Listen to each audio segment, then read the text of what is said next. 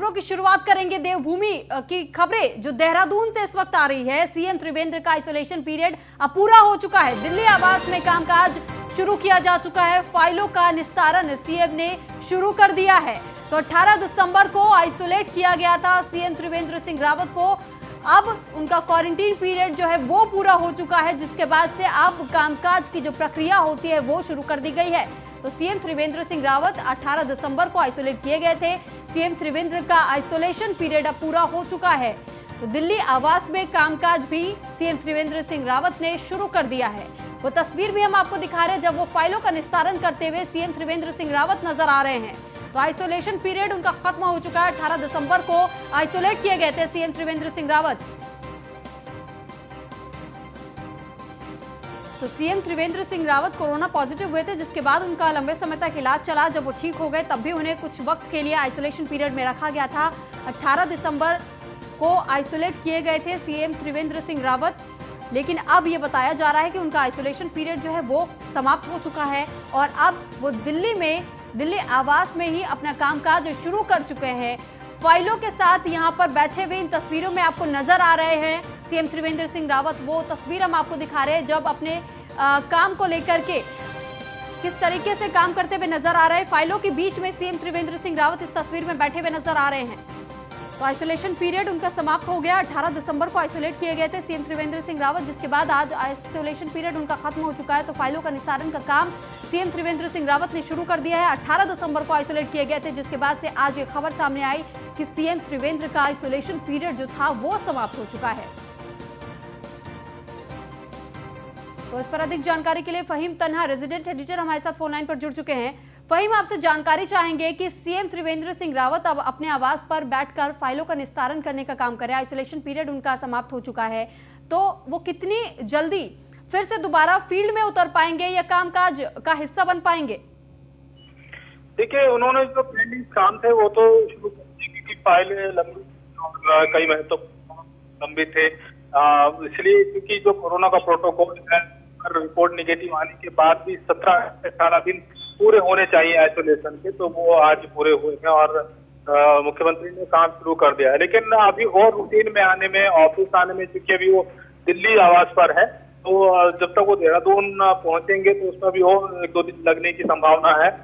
बाद ही फिर सचिवालय में पहुंच करके कामकाज शुरू होगा। लेकिन इन दिनों में क्योंकि 3 हफ्तों में काफी काम लंबित हो गया था, काफी फाइलें लंबित हो गई थी। तो वही आइसोलेशन पीरियड समाप्त हो चुका है। क्या ये कहा जा सकता है कि पूरी तरीके से स्वस्थ है सीएम त्रिवेंद्र सिंह रावत? बिल्कुल, निश्चित तौर पर वो पूरी तरीके से स्वस्थ है और तभी कामकाज शुरू हुआ है। आइसोलेशन से बाहर आए हैं और एम्स से पहले तभी उनकी रिपोर्ट सब पॉजिटिव, जो पहले थी वो निगेटिव आ गई, तो स्वस्थ हो गए थे। लेकिन क्योंकि एक कोरोना का प्रोटोकॉल है मरीज के लिए, वो पूरा किया गया है, तो स्वस्थ है वो।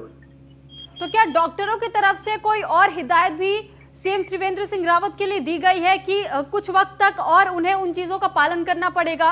कुछ रूल्स बनाए गए, ऐसा कुछ, या डाइट वगैरह उनके लिए खास तौर पर बताई गई है?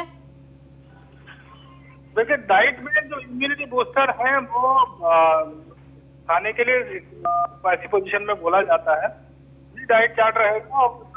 एहतियात अभी तो कोरोना के एसओपी का जो पालन है वो बहुत सख्ती के साथ करना है।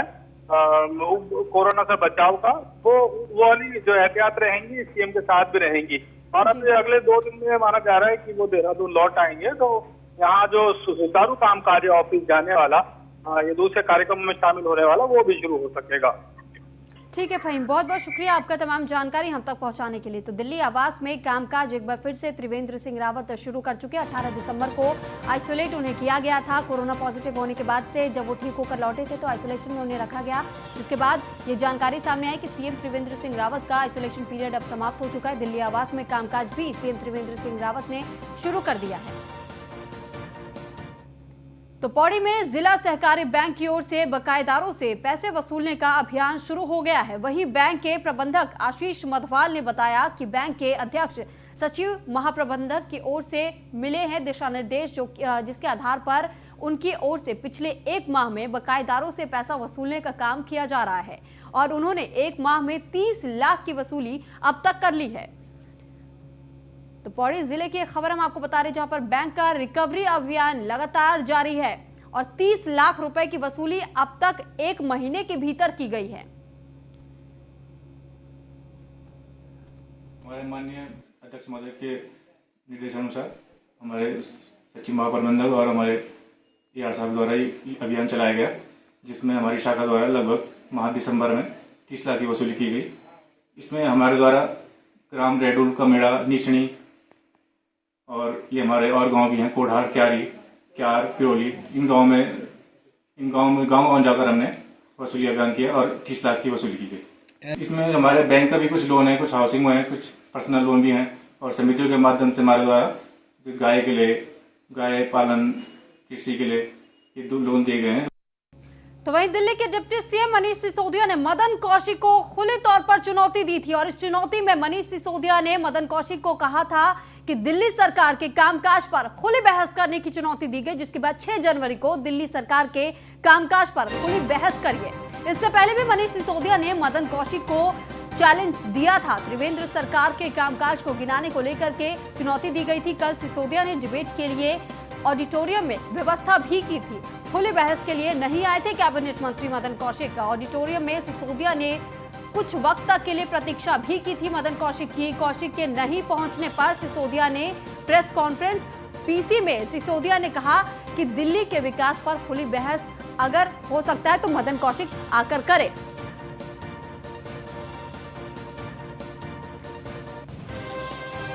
तो इस बार दिल्ली के कामकाज को लेकर के दिल्ली में ही मनीष सिसोदिया ने मदन कौशिक को ललकारा है डिबेट के लिए और उन्होंने साफ तौर पर कह दिया है कि जब 4 जनवरी को डिबेट के लिए उन्हें बुलाया गया था, वो उत्तराखंड के देहरादून में पहुंचे हुए थे, जिसके बाद से जब वो वहां पहुंचे लेकिन मदन कौशिक नहीं पहुंचे थे, जिस वजह से अब मनीष सिसोदिया ने खुले तौर पर कह दिया कि मैं तो गया था लेकिन मदन कौशिक जी वहां नहीं आए डिबेट में, लेकिन अब दिल्ली में मैं उन्हें आने की चुनौती देता हूं कि दिल्ली में वो आए और दिल्ली के कामकाज पर उनसे चर्चा करें। तो कल सिसोदिया ने डिबेट के लिए ऑडिटोरियम में व्यवस्था की थी। खुली बहस के लिए कैबिनेट मंत्री मदन कौशिक को ललकारने का काम मनीष सिसोदिया ने किया था। तारीख में से मैं रहूंगा, मेरे लिए मुफीद है, आपकी सुविधा अनुसार मुझे बता दें, समय जगह बता दें, आप तय कर लें, आप उत्तराखंड के मंत्री हैं। उन्होंने उसका कोई जवाब नहीं दिया, तो मैंने 3 तारीख तय कर ली कि भाई अब जब उन्होंने शुरुआत की है बहस की तो बातचीत का निमंत्रण दिया है तो स्वीकार कर लेना चाहिए। मैंने 3 तारीख बता दी, समय जगह भी बता दिया। उनकी सुविधा अनुसार मैंने कहा कि 2, 3, 4 तारीख में से मैं रहूंगा, मेरे लिए मुफीद है, आपकी सुविधा अनुसार मुझे बता दें, समय जगह बता दें, आप तय कर लें, आप उत्तराखंड के मंत्री हैं। उन्होंने उसका कोई जवाब नहीं दिया, तो मैंने 3 तारीख तय कर ली कि भाई अब जब उन्होंने शुरुआत की है बहस की तो बातचीत का निमंत्रण दिया है तो स्वीकार कर लेना चाहिए। मैंने 3 तारीख बता दी, समय जगह भी बता दिया। उनकी सुविधा अनुसार मैंने कहा कि 2, 3, 4 तारीख में से मैं रहूंगा, मेरे लिए मुफीद है, आपकी सुविधा अनुसार मुझे बता दें, समय जगह बता दें आप। तो इस मुद्दे पर हमसे चर्चा करने के लिए रविंद्र आनंद प्रवक्ता है आम आदमी पार्टी के, वो हमारे साथ लाइव जुड़ चुके हैं। तो वही कांग्रेस नेता राजेश चमोली जी भी हमारे साथ लाइव जुड़ चुके हैं। तो सबसे पहले तो स्वागत है आप दोनों का न्यूज़ 1 इंडिया पर। जी राजेश जी, सबसे पहले मैं आपसे पूछना चाहूंगी कि जब मनीष सिसोदिया ने मदन कौशिक को ललकारा और वो उत्तराखंड में गए हुए थे, देहरादून में उन्होंने ऑडिटोरियम में व्यवस्था की थी, खुली चुनौती दी थी कि वो आए और उसके बाद बहस करें, लेकिन मदन कौशिक नहीं पहुंचे, तो इस पर आपका रुख क्या है, क्या कहेंगे?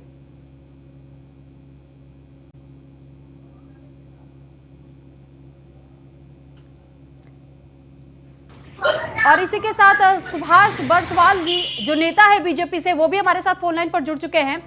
सुभाष जी, बहुत बहुत स्वागत आपका न्यूज़ 1 इंडिया पर। सुभाष जी, क्या आपको हमारी आवाज मिल पा रही है? हाँ, आ रही है जी। सुभाष जी, बहुत बहुत स्वागत आपका न्यूज़ 1 इंडिया पर। धन्यवाद है।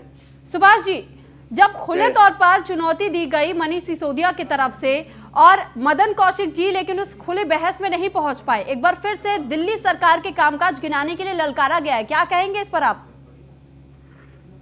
नहीं, देखिए, ये तो पहले तो ये तरीका ही गलत है। ये कोई कुश्ती का अखाड़ा नहीं है और न ही जो है कोई किसी प्रकार का जो है ये खेल है कि इसमें आप किसी को ललकारें और तब जो है आप ये तो अपने आप को पराक्रमी साबित करें। बात ये है कि ये और सत्ता शासन को चलाने का एक अस्त्र है राजनीति। और ठीक है, राजनीति में आपने अपने प्रदेश में कुछ काम किए हो सकते हैं, हमने अपने प्रदेश में कुछ काम किए हो सकते हैं जी। और मैं आकर जो है ये कहूँ कि नहीं तुम जबरन जो है मुझसे आकर बहस करो, तो अगर हम भी ये कहें उनसे कि जरा आइए और उत्तराखंड में हमें बताइए जी बेलू क्या होता है, घिंगोरा क्या होता है, किंगोड़ा क्या होता है, पौधा क्या होता है, झंगोरा क्या होता है, सीढ़ीदार खेत जो है खेतों में कैसे चलता है। तो आप ठीक है सुभाष जी, आपके पास लौटेंगे। इस पर जरा मैं जवाब एक बार चाहूंगी रविंद्र जी का, जो आम आदमी पार्टी के प्रवक्ता है, वो हमारे साथ बने हुए हैं। रविंद्र जी, आपसे मैं जानना चाहूंगी कि बीजेपी की तरफ से तो ये कहा जा रहा है, अभी आपने सुभाष जी को भी कहा सुना, तो सुभाष जी ने ये साफ तौर पर तो कह दिया कि ये कोई सही तरीका नहीं है इस तरीके से किसी को खुली बहस के लिए ऐसे ललकारना। देखिए सुरभि जी, हम लोकतांत्रिक देश में रहते हैं और लोकतंत्र में जी रविंद्र जी, आपकी आवाज हमें ठीक तरीके से नहीं मिल पा रही है। है जी, ये विकास कार्य जनता के सामने, मीडिया के सामने रखे जाए, इससे अच्छा क्या हो सकता है? क्या बतराज जी नहीं चाहते कि सरकार ने जो काम किए हैं वो जनता के सामने रखे जाए? तो ये तो बहुत अच्छी बात है कि अगर आप 5 काम ऐसे गिनवा दें जो जनता के हित में किए गए हैं। तो यानी आप चाहते हैं कि खुली बहस होनी चाहिए? बिल्कुल होनी चाहिए, ये तो लोकतंत्र का तरीका है।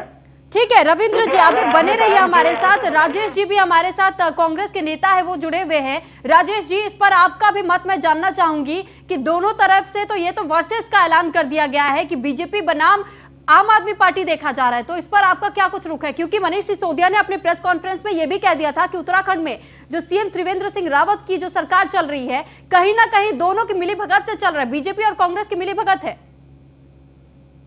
नहीं देखिए सुरभि जी, मैं ये क्लियर करना चाहता हूँ, आपस में जो लड़ाई लड़ रहे हैं इसमें मैं ज्यादा कुछ न कहने के लिए जरूर कहना चाहता हूँ कि राज्य की 3.5-4 साल में जो दुर्दशा माननीय त्रिवेंद्र रावत जी के कार्यकाल में हुई है वो बड़ी दयनीय है। आप देखिए स्वास्थ्य के क्षेत्र में हो, तमाम उत्तराखंड में स्वास्थ्य की व्यवस्थाएं आपने कोरोना काल में आप देख चुके हैं कि किस प्रकार एक राज्य का मुखिया अपने बेहतर स्वास्थ्य के लिए दिल्ली जाना पड़ता है। तो आप इससे अंदाजा लगा सकते हैं कि राज्य में स्वास्थ्य की क्या व्यवस्था होगी।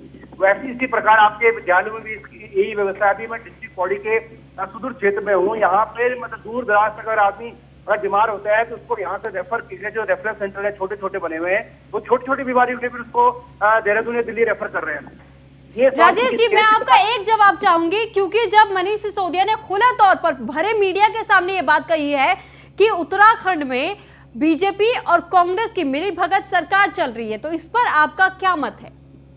नहीं देखिए, अब ये सिसोदिया जी ने आकलन किया होगा, लेकिन मैं आपको क्लियर बता देता हूँ, ये एक थाली के इनका टारगेट यह है कि किसी जगह कांग्रेस के जो वोट है उनको डिवाइड किया जाए। ये एक ही पार्टी है, एक ही सिक्के के 2 पहलू है। और मैं बता रहा हूँ भाई, 4 साल हो गए, 4 साल में उत्तराखंड ने क्या क्या नहीं झेला। हम बता रहे हैं स्वास्थ्य में बुरा हाल है, शिक्षा में बुरा हाल है, बेरोजगारी में हम पूरे देश में 23% बेरोजगारी उत्तराखंड में है, जो हम टॉप पे पहुंच चुके हैं। अब आप आकलन कीजिए, 4 साल निपटने के बाद अभी चुनाव लड़ने के लिए और पार्टियां यहाँ उत्तराखंड में आ रही है, तो आप आकलन कीजिए। हम तो पिछले 4 साल से लगातार राज्य के मुद्दे, चाहे महंगाई का हो, चाहे भ्रष्टाचार का हो, चाहे स्वास्थ्य का हो, शिक्षा हो, तमाम मुद्दों को रोजाना उठा रहे हैं। लेकिन उन मुद्दों को दरकिनार करते हुए मुझे बड़ा दुख होता है कई बार कि जो और लोग भी हैं उन बातों को दरकिनार करते हुए आप इन मुद्दों पे डिबेट कर रहे हैं कि सिसोदिया जी आए और मदन कौशिक जी नहीं आए। मुझे बड़ा अचंभा लग रहा है कि राज्य में जो प्रमुख जो समस्या है उन पर हम सब लोगों को चर्चा करनी चाहिए। तो राजेश जी, आपत्ति कहाँ है? आपत्ति कहाँ है? अगर खुले तौर पर कहा जा रहा है कि मीडिया के सामने आइए, तमाम बातों को रखिए ताकि पूरी जनता भी सुन सके कि किसने कितना काम किया, तो यहाँ पर आपत्ति क्या आ रही है? नहीं, अब आपत्ति है तो भाजपा जाने की क्या आपत्ति, क्योंकि भाजपा जानती है कि इन 4 साल में कुछ किया ही नहीं, पता ही नहीं किया। मैं 4 साल में किसी भी क्षेत्र में ये बताया कि हमने काम किया। अभी उत्तराखंड में लगभग 3 से 4 लाख हमारे प्रवासी युवा साथी आए हैं। अभी गाँव में मैं देख रहा हूँ 100-150 लड़के छात्र अभी भी मतलब युवा साथी घूम रहे हैं बेरोजगार, और ये दम भर रहे हैं कि हमने राज्य में रोजगार दिया है, बेरोजगारी में हम टॉप पे पहुंच चुके हैं। लेकिन क्योंकि राज्य के मुख्यमंत्री जानते हैं पिछले 10 महीने के अंदर राज्य के ठीक मुख्यमंत्री है, कोरोना काल में कहीं ठीक नहीं है गए। राजेश जी, मैं आपके पास लौटूंगी। इस पर एक बार मैं जवाब ले लूं सुभाष जी का भी, जो बीजेपी के नेता बने हुए हमारे साथ। सुभाष जी, अभी जिस तरीके से कहा गया, कांग्रेस ने भी इस बात को साफ कर दिया कि बीजेपी की तरफ से कोई कार्य नहीं करवाया गया है, तो इस बात में कितनी सच्चाई आपकी तरफ से बताई जाएगी? देखिए, आप तो जो आप पार्टी है वो तो कर रही है बच्चों जैसे मस्करापन जी। और ये जो कांग्रेस है इसने अपनी आंखों पर पट्टी बांध ली है। 7 लाख नौजवानों को हमने पिछले 4 साल में इस प्रदेश के अंदर रोजगार से नवाजने का काम किया, उनके चौके चूल्हे को जलवाने का काम किया, उनके परिवारों को आगे 7 लाख नोट कर लीजिएगा ना जी, ये जो है जो मैं आंकड़ा आपको बता रहा हूँ। 4 लाख लोगों को हमने श्रम सम्मान निधि से जो है लाभान्वित करने का काम इस प्रदेश के अंदर किया है। हमने 4.5 लाख किसानों को जो है किसान सम्मान निधि से जो है इस प्रदेश के अंदर लाभान्वित करने का काम किया है जी। 23 लाख परिवारों को हमने अटल आयुष्मान से जो है आच्छादित करने का काम किया। 2.5 लाख से 5 लाख तक की आर्थिक सहायता जो है स्वास्थ्य के क्षेत्र में उनको उपलब्ध कराने का काम किया। हमने एनसीईआरटी जैसा कानून लाकर जो है शिक्षा को गुणवत्तापरक बनाने का, ट्रांसफर एक्ट लाकर जो है पारदर्शिता लाने का काम इस प्रदेश के अंदर किया। 2.5 से 3 लाख कर्मचारियों को हमने 60वां वेतन आयोग दिया। आप बताइए कितनी बड़ी राशि होती है जब जो है बढ़ा हुआ वेतन कर्मचारियों को मिलता है।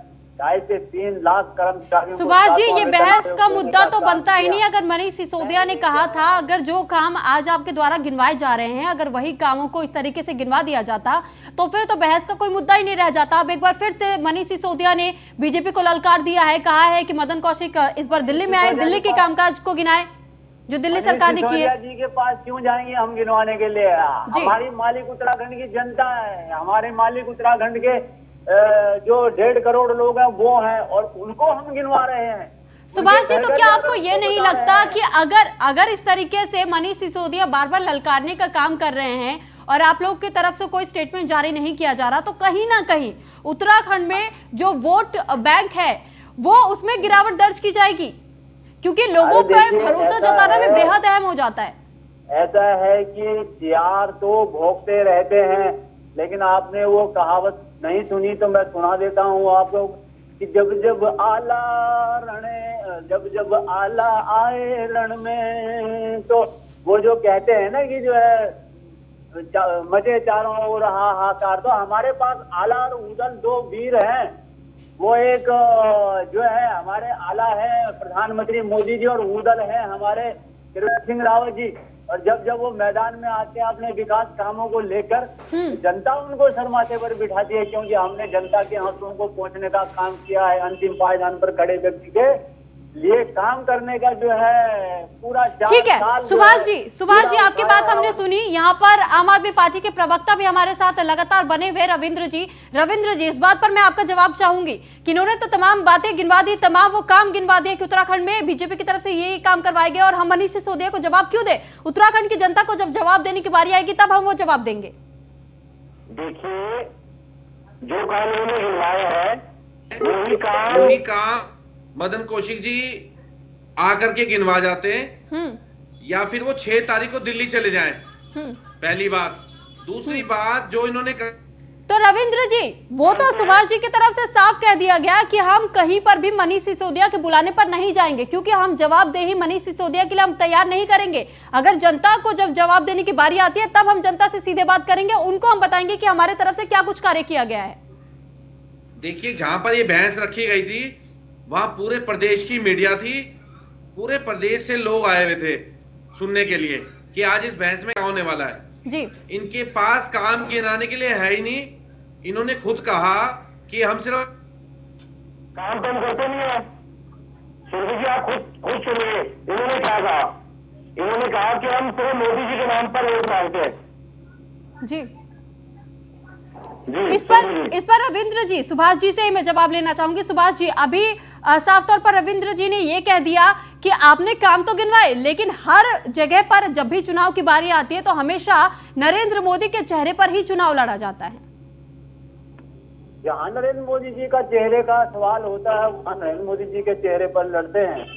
और जहाँ पर त्रिवेंद्र सिंह रावत जी का मामला आता है, स्थानीय सरकार का, हमारी प्रदेश सरकार का मसला आता है। अब अगर हम ये कहते हैं कि हमने जो है ट्रांसफर एक्ट लाए, तो हम तो त्रिवेंद्र जी के चेहरे पर ही तो मांग रहे हैं। अगर हम ये कह रहे हैं कि हमने 2.5 लाख कर्मचारियों को 7वां वेतन आयोग देकर जो है वित्त पोषण किया, वित्त का जो है घाटा इस प्रदेश में जो है सहते हुए भी जो गरीब प्रदेश है हमने किया, तो वो खाता जो है त्रिवेंद्र सिंह रावत जी के नाम से खुलता है। अगर हम इस प्रदेश में ये कह रहे हैं कि हमने जो है जो 23 लाख परिवारों को अटल आयुष्मान से नवाजने का काम किया, तो वो सारा का सारा काम तो जो है त्रिवेंद्र सिंह जी ने किया। तो त्रिवेंद्र सिंह जी ही वहां पर जो है खड़े हैं, जहां पर मोदी जी की योजनाएं लागू हो रही हैं, लोगों को फायदा पहुंच रही है, वहां पर वो उस हिसाब से चीजों को जो है किया जा रहा है। अगर ठीक है सुभाष जी, लौटूंगी आपके पास। यहाँ पर नेता कांग्रेस हमारे साथ लगातार बने हुए हैं, तो राजेश जी इस बार मैं आपसे पूछना चाहूंगी कि जिस तरीके से आम आदमी पार्टी बार बार ये कह रही है कि उनके तरफ से कार्य करवाए जा रहे उत्तराखंड के चुनाव में, अब कहीं ना कहीं वो भी अपनी रणनीति तैयार कर रही है, आम आदमी पार्टी भी, लेकिन वहीं पर बीजेपी का ये कहना है कि काम हमें मनीष सिसोदिया को गिनवाने की जरूरत नहीं, जब वक्त लगेगा तब हम जनता को कार्य गिनवाएंगे। लेकिन आप लोगों का जब नाम यहाँ पर घसीटा जा रहा है, क्योंकि मनीष सिसोदिया ने जब ये कह दिया कि मिली भगत सरकार चल रही है, तो इसको लेकर के कांग्रेस का क्या रुख रहने वाला है?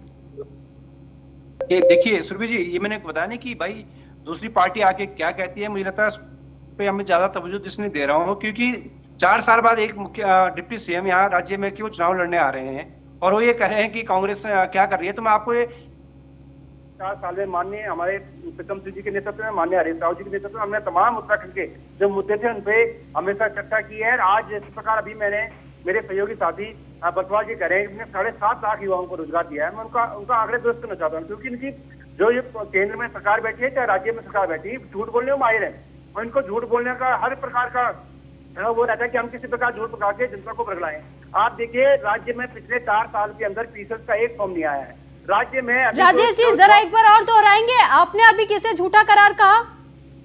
मैं बीजेपी का मैं कह रहा हूँ, जो केंद्र की सरकार है चाहे राज्य की सरकार है, लगातार झूठ बोलने माहिर है।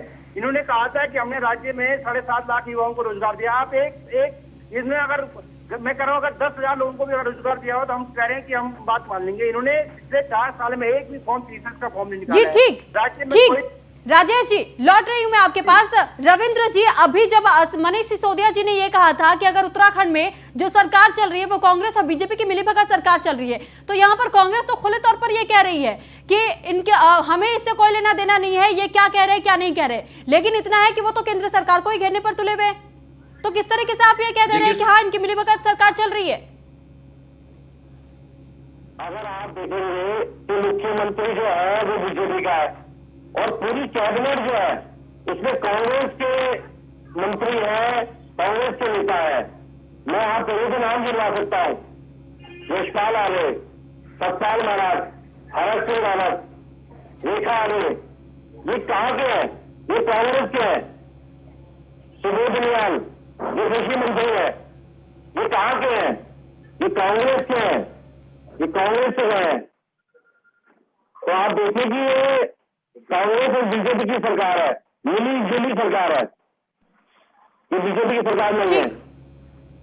ठीक है रविंद्र जी, सुभाष जी भी बने हुए हमारे साथ लगातार जो बीजेपी के प्रवक्ता है। तो सुभाष जी अब आपके पास मैं आना चाहूंगी और आपसे ही जानना चाहूंगी कि कांग्रेस ने तो साफ अपना हाथ पीछे खींच लिया कि उत्तराखंड में कोई मिलीजुली सरकार नहीं चल रही है। मनीष सिसोदिया ने प्रेस कॉन्फ्रेंस में साफ तौर पर कहा था। इस पर आपका मत मैं जानना चाहूंगी कि क्या वाकई में जो आरोप आम आदमी पार्टी की तरफ से उत्तराखंड के लिए लगाए गए हैं कि मिलीजुली सरकार चल रही है, इसमें कितनी सच्चाई है? अरे भाई आप ये बताइए ना कि हिंदुस्तान में या उत्तर प्रदेश में या उत्तराखंड में जो भी लोग राजनीति में होंगे आखिर उन्हीं से तो सरकारें बनेंगी। आप एक राजनीतिक लोग जो है वो एक दल से दूसरे ये कहाँ से आए? इनके पास जितने विधायक हैं दिल्ली के अंदर इस आम आदमी पार्टी में वो उसमें से 90% तो कांग्रेस से आए हुए लोग हैं। कोई कांग्रेस का कॉर्पोरेटर था तो उसको एमएलए का टिकट दे दिया तो वो जो है चुनाव जीत गया तो एमएलए हो गया। इनके पास ये कहाँ से लाए? बना तो मशीन थी क्या कहीं पर कि जहां से जो ये तो अभी आए 2006-07 में, तो ये कहीं से ऐसा नया प्रोडक्ट लाए हो इन्होंने जो है पैदा किए हो सारे के सारे और तब उसके बाद उनको पाला पोसा बड़ा किया हो और फिर वो एमएलए बनाया, ऐसा तो नहीं है ना। कोई कांग्रेस से ही आया होगा, कोई बीजेपी से ही आया होगा, कोई किसी अन्य पार्टी से आया होगा। राजनीतिक लोगों का ठीक है, वो राजनीति करते हैं, उनके जो है विचारों की भिन्नता के साथ जो है विचारों में भिन्नता आती है तो वो दलों में भी जाते हैं जहां उनको गलत लगता है कि कोई दल ठीक नहीं कर रहा है, राष्ट्र का हित नहीं कर रहा है। ठीक है, चलिए सुभाष जी, जो मेन मुद्दा था मैं उस मुद्दे पर ही वापस आती हूँ। मैं आपसे सिर्फ इतना जानना चाहती हूँ कि जब मनीष सिसोदिया जी ने जब उत्तराखंड में ललकारा, 4 जनवरी को उस तारीख का ऐलान किया गया था कि वो सामने आए, बहस करे, लेकिन वो वहां नहीं पहुंचे मदन कौशिक जी। अब जब एक बार और नई तारीख दी गई है मनीष सिसोदिया की तरफ से और कहा गया, उन्हें ललकारा गया कि दिल्ली में आए, दिल्ली सरकार के कामकाज पर वो डिबेट करे, तो क्या बीजेपी की तरफ से मदन कौशिक जी जाएंगे? मैं ललकारता हूँ उनको, मैं ललकारता हूँ मनीष सिसोदिया जी को कि वो आज मैं ललकारता भी नहीं हूँ, मैं उनको ये कहता हूँ जरा मुझे आप बताइए कि बेडू क्या होता है। आप मुझे उत्तराखंड के संदर्भ में 4 सवालों का जवाब दे दीजिए। बेडू क्या होता है, हिंसिर क्या होता है, किनगोड़ क्या होता है, आप बताइए। कीड़ा जड़ी कहाँ किन परिस्थितियों में पैदा होती है, बताइए, उनको बताइए कि जो है हिंसिर किनगोड़ क्या होता है। ठीक है सुभाष जी, इस चर्चा को फिलहाल आज के लिए यही विराम देते हैं। बहुत बहुत शुक्रिया सुभाष जी आपका। रविंद्र जी, राजेश जी, आपका भी बहुत बहुत धन्यवाद हमारे साथ चर्चा में जुड़ने के लिए।